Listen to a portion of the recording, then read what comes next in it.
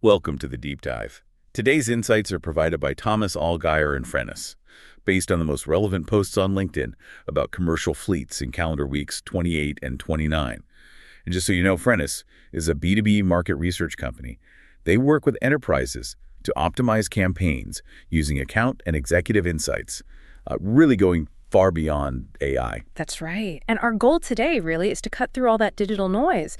We want to bring you the most impactful trends, the key insights that have been buzzing across LinkedIn, specifically about commercial fleets just over these past couple of weeks. Exactly. Think of this as your shortcut to being genuinely in the loop without any of the fluff. We've waded through tons of posts, industry leaders, experts sharing their takes, and we've pulled out what we think are the real nuggets of knowledge. Our aim, as always, is to deliver insights you can actually use, maybe some surprising facts too, so you, our listener, can navigate this pretty dynamic mobility space with a clearer view. Yeah, and what's really become clear looking at these government incentives, the nuts and bolts of infrastructure build-out, and the growing sophistication of data in operations. These are really shaping the agenda for commercial fleets right now. Definitely seeing that. Lots of movement, especially in electrification, but also, a real grappling with the challenges. Things like grid readiness, cost management, and crucially, driver safety. Couldn't agree more. Okay, so let's dive into that first big theme then. This huge momentum behind fleet electrification, but also let's call them hurdles fleets are hitting on the ground. The pace is fast, no doubt. But it's this mix, right? Big opportunities, big challenges. What are the posts saying about this push? Well, one thing that really jumps out is the urgency around grabbing those financial incentives. Marianne McInerney, for example, she put out a pretty stark reminder. Basically, act now to secure the federal Section 45W commercial clean vehicles credit. Section 45W, that's the big one. It is. It can mean up to $40,000 per EV. That's substantial. But here's the catch. There's a looming September 30th deadline, so time is ticking. Wow, okay, that's soon. Exactly. And she also pointed out that even if some federal EV credits phase out, you've still got state and utility incentives. Yeah. Those are still very much in play and, frankly, vital for getting projects off the ground. That's a critical window then. Yeah. It really shows how policy can speed things up Right. or slow things down. Speaking of policy, Mike Antig had some interesting thoughts on what he called the One Big Beautiful Bill. Oh, yeah, I saw that. His take was that it could really stimulate corporate capital spending, right? Through tax changes. Precisely. Allowing immediate and full depreciation for capital assets, including vehicles. That could definitely accelerate fleet buy.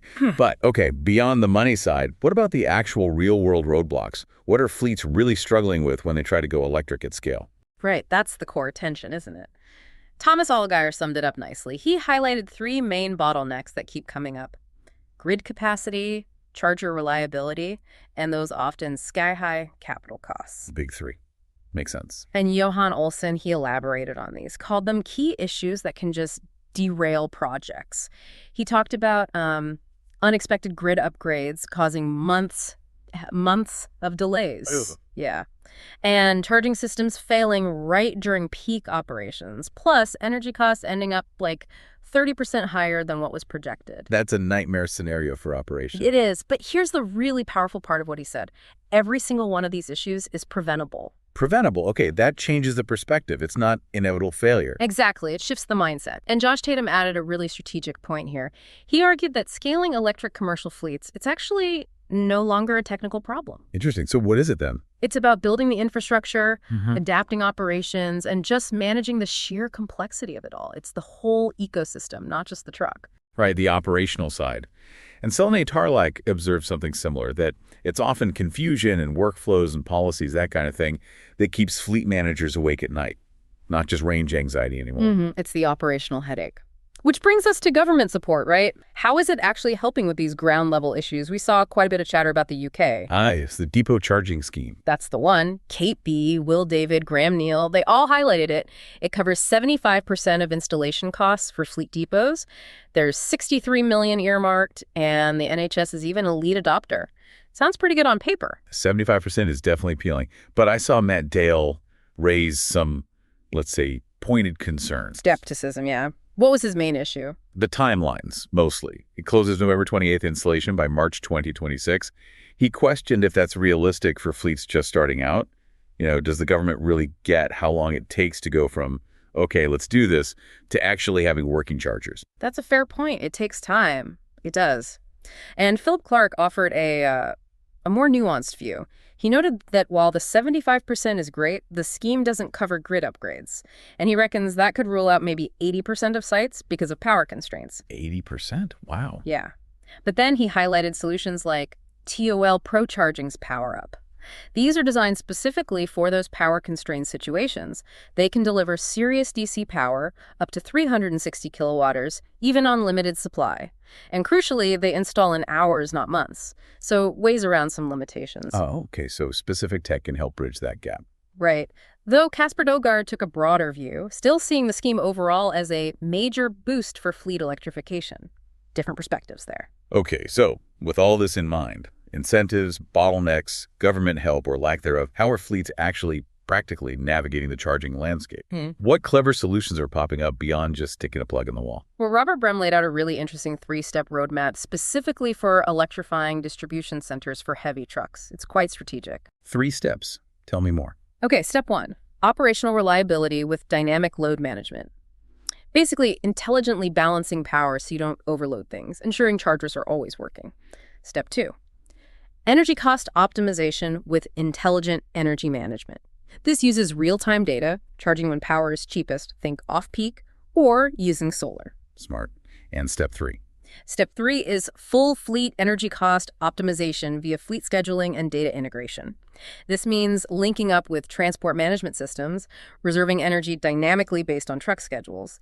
The potential payoff: he mentioned up to 65% daily energy cost reduction. 65% daily reduction. Yeah. That's massive. Really strategic thinking there. Absolutely. And speaking of innovative charging, you mentioned seeing something about mobile charging. Yeah, Joshua Aviv from Spark Charge shared this great image, their mobile unit powering up a Walmart EV delivery van. It just highlights that benefit of, quick deployment, flexibility, no need for fixed infrastructure everywhere, especially for things like last mile. That flexibility is key.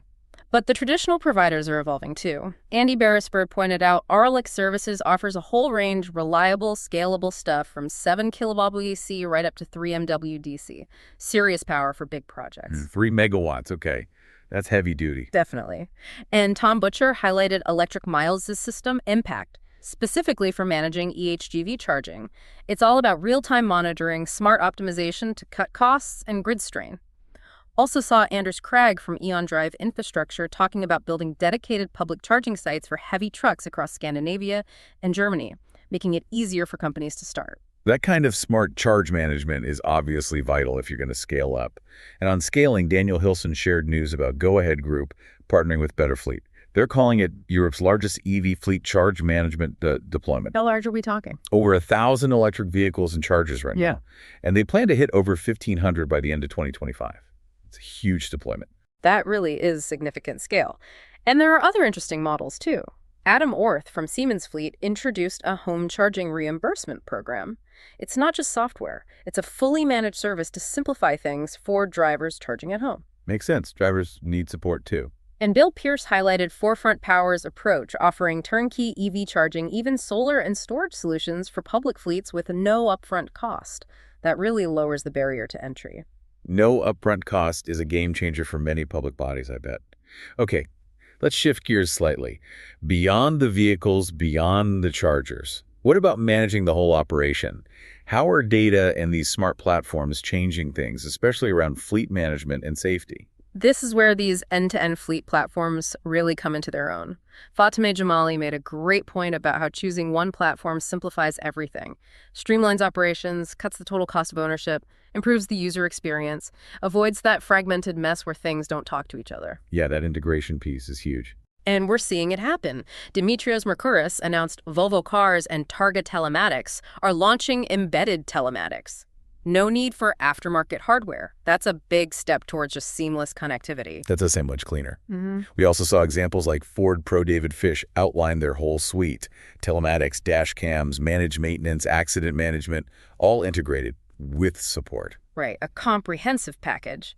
And Robert Karolzak from Shell Fleet Solutions showcased their Shell card, trying to simplify things again, one tool for fuel, EV charging, even sustainability reporting. Oh, and Wal Al-Qadamani shared news from Dubai ATS, partnering with Cumulocity IoT to build their own fleet management solution for the Middle East. Interesting. Building it themselves. Now let's talk safety, because that's always critical in fleets. Absolutely critical. And DuroK shared a stat that really makes you stop and think. Reactive safety programs cost fleets more than $70,000 per incident. 70,000? Per incident. Wow. Yeah. So he's pushing hard for predictive analytics. Argues that 80% of preventable accidents could be avoided if fleets just tracked the right things. Hard braking, route risks, driver fatigue. It really underscores the cost, financial and human, of not being proactive. Exactly. And Brianna Jesinek echoed that, warning that distracted driving isn't just dangerous, it's costly. She emphasized that prevention has to start with company culture, not just slapping in some tech. Culture first. Makes sense. Then Vivek Panthan-Kandath focused specifically on driver fatigue, called it a critical operational risk. But the good news, he noted that successful fatigue management programs are seeing results like 40% fewer fatigue-related incidents. That's by integrating telematics, AI analytics, and driver wellness support. It's holistic. 40% fewer incidents is huge. Shows it works. And technology plays a big role here. Sophie Fuchs highlighted how Michelin Connected Fleet uses AI smart camera in spotting driver distraction and fatigue, but also using AI for predictive maintenance, optimizing tire life. Tires as data points. That's exactly what Michelle Vincentelli was getting at. Tires evolving into valuable data points for predictive intelligence, moving beyond just monitoring pressure to actually anticipating problems. Elliot Goff also detailed how Cameramatics worked with XPO, integrating camera, telematics, and tachograph data into one AI platform for safety and efficiency gains. It's that shift, isn't it? From just collecting data to actively using it intelligently. Sarah Bengochia really hammered this point home. Fleets have the data, she said, but they must move to proactive action. What was her warning? A stark one. Known issues, if you don't act on them, can look like turning a blind eye to regulators. That's serious. On a more positive tech note, Brian First shared that AI-powered vehicle inspections are now available nationwide, cutting inspection times, boosting uptime. Solving a real pain point, it all comes back to using that data smartly. Josh Turley offered some simple, direct advice. Start by measuring availability. He calls it the #OneFleet metric because it impacts almost everything else. Availability. Keep the wheels turning. Precisely. And Jennifer Eit highlighted Bosch's cloud-based battery monitoring, giving EV fleets real-time battery health insights, optimizing charging, extending battery life, super valuable for EVs. And Rickard Anderson's study on Latin America showed big players like Gerdam, Michelin, Geotab leading the charge there. Okay, here's something that caught my eye, kind of an unexpected twist. Kieran White pointed out that property owners think hotels, apartment buildings, they can actually host commercial fleets successfully. Really? Hosting fleets, how does that work? Apparently, it debunks the myth that you need dedicated depots for everything. These properties can monetize their parking, provide crucial charging space for fleets, especially urban ones. It's a win-win. Huh. That's a clever synergy. Opens up possibilities for infrastructure in dense areas. Good point, too, from Robert Knobloch about cybersecurity. As vehicles get more connected, fleets really need to focus on securing all that data. Definitely. Okay, let's zoom out a bit for our last theme. We've seen the tech, the operations, the incentives. But what about the bigger picture? The policy landscape, sustainability goals, new business models. What are the macro forces shaping the future of commercial fleets? Well, in the EU, there's strong advocacy for legislation to push fleet electrification even faster. Eugen Filipenko-Siebert mentioned the possibility of mandating 100% electric corporate fleet purchases as early as 2030. 2030, that's ambitious. Very. And Dr. Sander Wappelhorst gave that striking example from Belgium. 53% of new corporate cars were BEVs in the first half of 2025. Why? Supportive policies. Sophie Bonnet-Carrère added that Uber supports EU legislation too, but stressed that targets need smart incentives alongside them. So policy is a huge driver. Massive. Though Tobias Held offered a dose of reality companies are trying, but they still need reliable conditions like toll exemptions, subsidies, and help getting land and grid connections for truck charging. Those barriers are real. Right. And alongside policy, there are the company's own sustainability goals. How? Karen Flog from Inga Group, for instance, highlighted their pledge: have emissions by 2030, net zero by 2050, and fleet electrification is core to that. Those corporate commitments provide that internal push, but Pimrose's analysis was a bit of a reality check. Yes, ambition for electric trucks is high, but deployment needs to speed up significantly to actually close the emissions gap. A call to action, basically. Don't just talk, deploy. Exactly. And this sustainability push is also changing how business gets done. We're seeing more fleet as a service. Hans Christian Handbeck shared Honda's eQuad Micro EV for urban delivery. They offered it as a service, complete with AI management and life cycle support. Not just selling the vehicle, selling the solution. Right. And Syed Hasib Hassan detailed DHL using Daimler's eActros 600 truck on a transport-as-a-service model. They pay per kilometer, shifts the cost from upfront capital to ongoing operational expense. That changes the economics significantly. Partnerships seem key, too. Definitely. Peter Pollack mentioned Toyota Norge teaming up with the Norwegian Logistics Association for electric LCVs. Niall Riddell announced a partnership with Source EV offering fleet charging savings through smart data use. And Cecile Post highlighted Revolve using ChargeTrip's tech to help fleets plan their EV transition, matching vehicles to real routes efficiently. Lots of collaboration happening. It is. And it's worth acknowledging the long game, too. Keith Kerman noted New York City's fleet newsletter just hit its 500th issue, shows sustained effort in municipal fleet innovation over years. 500 issues. That's dedication. And that knowledge sharing goes cross-border. Ruud van Sloten shared how the London Met Police visited the Netherlands to study their electric patrol fleets, learning from direct experience. That kind of shared learning is invaluable, isn't it? Especially in a global challenge like this.